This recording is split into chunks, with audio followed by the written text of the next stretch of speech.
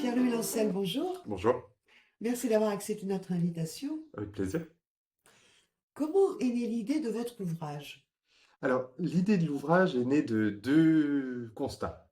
Le premier, c'est en travaillant, en lisant beaucoup de biographies, etc., je me suis souvent fait la réflexion que le physique avait une place très importante dans la vie des personnes. Et ça me paraît indéniable. Et je suis parfois étonné que ce soit minoré ou même exclu de la réflexion sur l'itinéraire des personnages historiques. Et la deuxième raison, c'est peut-être un côté un petit peu plus poil à gratter, qui est de me dire que sur cette question-là du physique, il y a un énorme déni. Et ce déni, ça m'intéresse de l'étudier, d'essayer de le comprendre et d'en parler, tout simplement. D'en parler évidemment de manière toujours respectueuse, et il ne s'agit pas du tout de se moquer du physique de qui que ce soit, mais de comprendre en quoi le physique entre en ligne de compte dans la manière d'évoluer dans la société et dans l'histoire. Alors, justement, même si les critères de beauté évoluent, donc vous le rappeliez à l'instant, l'apparence a toujours une importance capitale dans le rapport à autrui, quel que soit le milieu. Comment vous l'expliquez? Il y a deux choses dans l'apparence. Il y a ce qu'on renvoie, qui est perçu par autrui et qui réagit. Et le deuxième aspect, c'est ce qu'on se renvoie à soi-même. Et d'ailleurs, très souvent, on observe alors moi, dans les récits, enfin, dans les témoignages des moches dont je parle, ou dans les témoignages sur les moches dont je parle, on remarque qu'il y a un décalage. Et je crois que c'est très vrai aussi dans chacune de nos vies. On peut en faire l'expérience de se dire, entre ce que je pense de moi physiquement et ce que les autres pensent de moi physiquement, il y a une énorme différence souvent. Et on est parfois très étonné quand des personnes, enfin, par exemple des personnes très belles, qui ne s'acceptent pas physiquement. C'est quelque chose qui nous étonne, et souvent on se dit, elle fait semblant, elle cherche les compliments, etc. Et en fait, non. Il y a souvent quelque chose de très sincère, il y a quelque chose de souvent très traumatique aussi dans notre histoire physique, parce que on est tous passés par des périodes dans lesquelles il était difficile de s'accepter. Et voilà, et toutes ces questions-là m'intéressent, et c'est autour de ça que je voulais creuser. Un physique ingrat a parfois été une chance pour certaines figures dont vous brossez le portrait. En tout cas, celles-ci ont su façonner leur destin en exploitant cet aspect. Comment ça s'est concrétisé? Alors, je dirais justement, la réponse est un petit peu dans votre question, c'est-à-dire que leur physique, leur laideur, n'était pas une chance au départ, mais ils en ont fait une chance.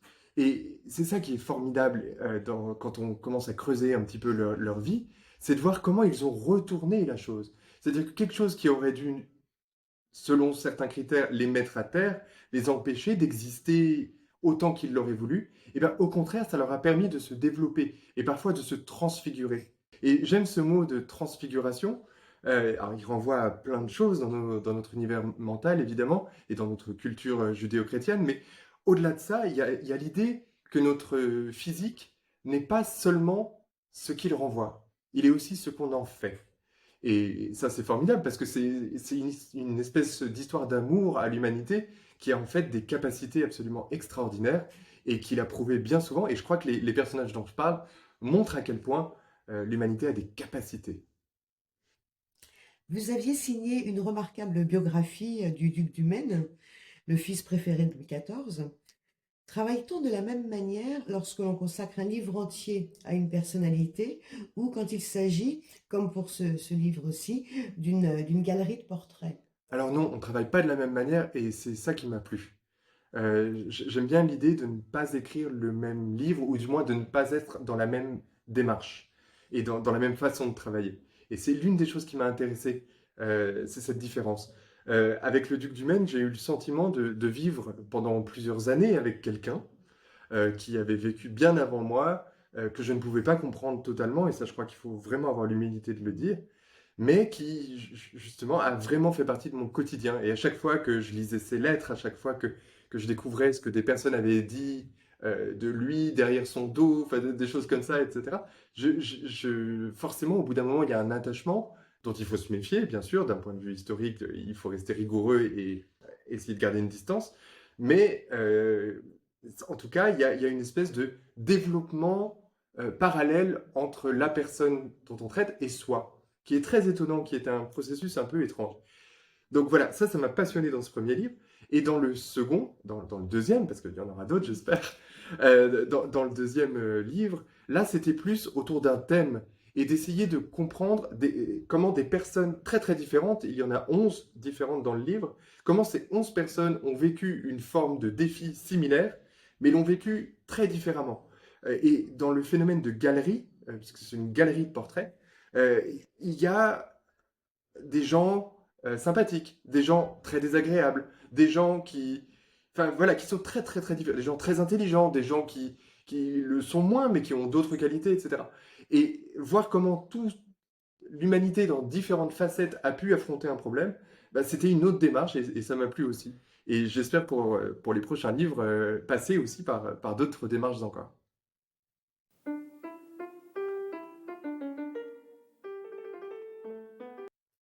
Votre idéal de bonheur terrestre. Alors, très grande question. Euh, pour être honnête, je n'en ai aucune idée et ça me va très bien.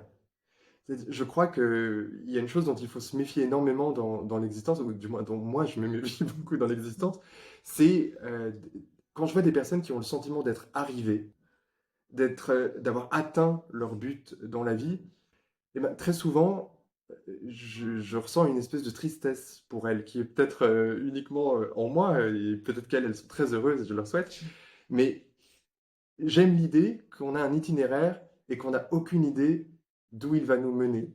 Ça me plaît beaucoup. Et donc, j'ai aucune envie d'avoir un but précis et j'essaye de mener ma vie peut-être un peu à la Gaudi, diraient ceux qui me le reprocheraient.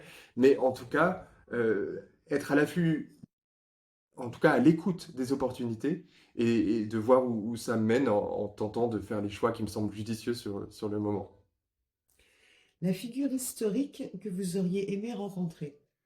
Alors là, la réponse sera assez évidente pour toutes les personnes qui me connaissent bien. Depuis l'enfance, Madame de Maintenon m'a toujours beaucoup intéressé. C'est une personnalité qui a complètement, qui n'avait qui avait peu de chance au départ de réussir, qui a fait face à énormément de défis et qui les a sans cesse relevés, mais par une qualité qui à mon avis, est la plus importante, qui est l'intelligence et le discernement. Et ça, je suis admiratif parce que, évidemment, on se sent tout petit face à elle. Et voilà, j'aimerais la rencontrer pour lui poser des questions, pour essayer de comprendre comment elle a fait tel ou tel choix, comment elle a réussi à ne pas tomber dans certains pièges, et aussi parfois comment, en étant tombée dans des pièges, elle s'en est sortie malgré tout. Voilà, c'est un personnage avec qui j'aimerais parler. Le don de la nature que vous voudriez avoir. Alors, le don de la nature, donc il faut que ce soit quelque chose qui existe. Euh, Ou pas. pas, parce que là, comme ça, la première idée qui me vient à l'esprit, ce serait l'immortalité, qui n'a évidemment rien de naturel. Mais il y a toujours ce moment où je me dis que un jour je vais mourir et je ne saurai pas ce qui se passera après. Et ça me frustre. Alors c'est peut-être le réflexe un peu d'avoir travaillé beaucoup sur l'histoire et de se dire à l'inverse que qui dit passé dit avenir et qui dit avenir dit bah, que toutes les choses qui ont été commencées à mon époque par tant de personnes, etc., je n'aurais aucune idée de comment ça va finir. Ça me fascine comme question. Merci beaucoup, Pierre-Louis Lancelne. Merci.